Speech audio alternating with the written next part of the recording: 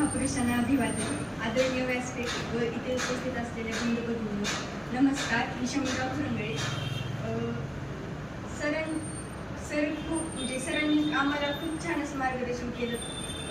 मला तर वाटतं अख्ख्या बार्शीत गॅस कोचिंग क्लासेस हा एकच क्लास आहे की ज्यांनी म्हणजे मार्कावर लक्ष न देता एक माणूस चांगला घडला पाहिजे, त्याच्यावर चांगले संस्कार झाले पाहिजे. लहान वयातच मुलांना योग्य वळणावर आणायचं काम सरांनी केलं. आणि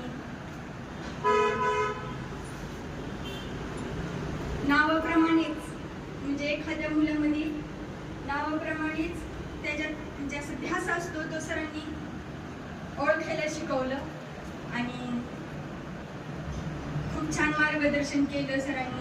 सर म्हणजे असं वैयक्तिक लक्ष द्यायचे प्रत्येक विद्यार्थ्याकडे. परत त्याच्यात काही चुकलंय तर त्याला योग्य मार्गदर्शन करायचे, काही बरोबर असेल तर त्यात अजून तू इम्प्रूव्हमेंट कर असे सांगायचे.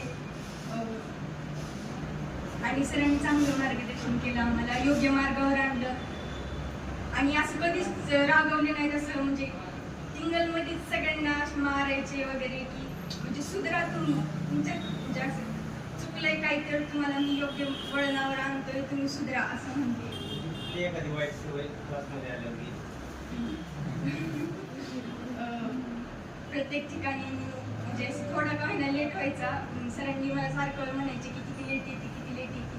मग मला सवय लागली लवकर यायची आणि अभ्यास करायची. पण सरांनी एक योग्य माणूस घडवतात सर. आणि इथं